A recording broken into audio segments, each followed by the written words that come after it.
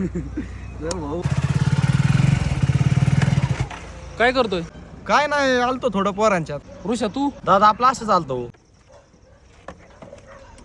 घरचे काम केले का सगळे? हा मी माझं करून आलोय गुरांचं सगळं. ऋषा उद्या कांदा लावाय बाय येणार तू पण ती उपटून घेतलंय का तू? नाही दादा संध्याकाळ झाली, उद्या पाटापाट जातो. अभि तू घरचे सगळे काम उरकून आलाय का डायरेक्ट गप्पा हाणाय आलाय? आता घरी गेल्यानंतर काम उरकणार आहे. नाही सूरज, घरचे सगळे काम उरकून आलोय, त्याशिवाय कसं काय येणार आहे पोरांच्यात.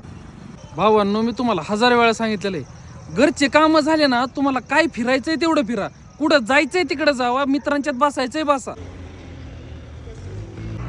ऋषा रव्या आपण काम चुकारपणा आहे ना एकदा करावं दोनदा करावं, सारखं जर करत चाललो ना ज्या दिवशी तुमच्या हातात व्यवहार येते ना त्या टायमाला तुम्हाला काहीच करता येणार नाही. चुकलं दादा. आज बघा ना तुमचा जोडीदार आहे अभि, सगळे काम उरकून घरातले येऊन इथं बसलेला आहे आणि तुम्ही दोघं एक काम केलं एकाने काम नाही केलं आणि येऊन इथं बसलेले आहेत. म्हणजे तुम्हाला तुमच्या जिम्मेदारी अजून माहित नाहीत.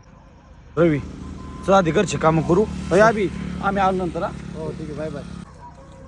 का रे सूरज त्यांना पाठवलं? कसं आहे ना अभि, आज आहे ना त्यांना कोणी नावं ठेवलं ना ती मला कधीच सहन होणार नाही रे. आज जर त्यांनी असं काम चुकारपणा करत चालले ना तर सगळे पाहुणे रावळे आमचे नावं ठेवतात. आज त्यांनी कामं केले ना तेवढेच चांगलं आहे त्यांच्यासाठी. आज त्यांच्या भविष्याचं मी बघतोय रे.